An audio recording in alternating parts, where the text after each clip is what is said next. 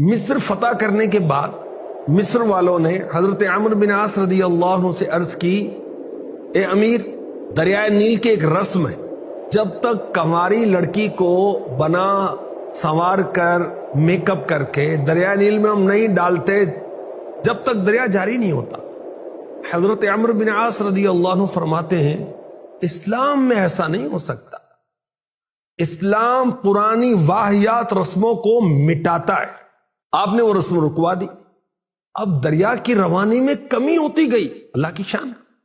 لوگوں نے وہاں سے چلے جانے کا ارادہ کیا کیونکہ پانی کے بغیر زندگی کا تصور نہیں ہے۔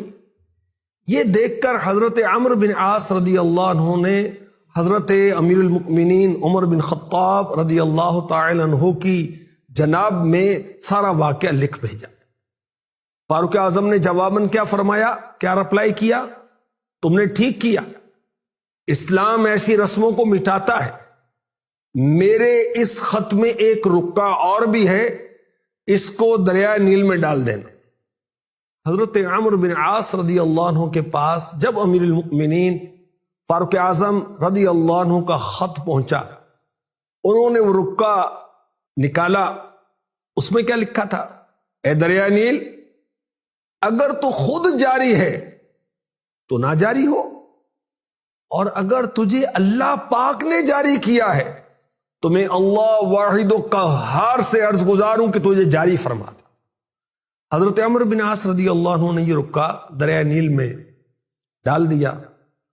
ایک ہی رات میں 16 گز پانی بڑھ گیا، اور ایک نوجوان لڑکی کو قتل کرنے اور دریا کے نظر کرنے کی رسم کو مصر سے بالکل ختم کر دیا گیا۔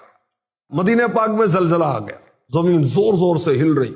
فاروق اعظم رضی اللہ تعالی عنہ جلال میں آ گیا، زمین پر کوڑا مارا، فرمایا اے زمین ٹھہر جا، کیا میں نے تیرے اوپر عدل و انصاف نہیں کیا؟ آپ کا جلال بھرا فرمان سنتے ہی زمین ساکن ہو گئی، زلزلہ ختم ہو گیا۔ اللہ اکبر، اللہ اکبر۔ ہمارے آقا صلی اللہ علیہ وآلہ وسلم نے فرمایا، مجھے جبرائیل علیہ السلام نے کہا اسلام عمر کی موت پر روئے گا۔ فاروق اعظم رضی اللہ تعالی عنہ کو مدینے والے سے محبت ہوگی تو مدینے سے بھی محبت ہوگی، تو مدینے میں شہادت کی، موت کی آپ کی تمنا تھی۔ کیا دعا کیا کرتے تھے؟ اللہم ارزقنی شہادتا فی سبیلک واجعل موتی فی بلد رسولک صلی اللہ علیہ وسلم۔ اے اللہ، تو مجھے اپنی راہ میں شہادت کی موت عطا فرما، اپنے محبوب کے شہر مدینہ منورہ میں شہادت کی موت عطا فرما۔ ایک بار کیا ہوا کہ آپ منبر پر تشریف لائے، اللہ پاک کے حمد و ثنا بیان کی، رسول پاک کا ذکر خیر کیا، صدیق اکبر کا ذکر خیر کیا، پھر فرمایا لوگوں میں نے خواب دیکھا ہے کہ مرغ نے مجھے 1 یا 2 ٹھونگے ماری ہیں، میں اس کی تعبیر یہ سمجھا ہوں میری وفات کا وقت قریب آ چکا ہے۔ حج کے مہینے کی 26 تاریخ کو نماز فجر کے لیے لوگوں کو آپ جگا رہے تھے، مسجد کی طرف جا رہے تھے، راستے میں ایک بدبخت ابو لؤلؤ فیروز، اس نے آپ پر خنجر سے اٹیک کر دی، اور یہ بھی کہا جاتا ہے کہ بحالت نماز آپ پر حملہ ہوا، آپ شدید زخمی ہوئے، اور چند دن کے بعد آپ نے جام شہادت نوش فرمایا۔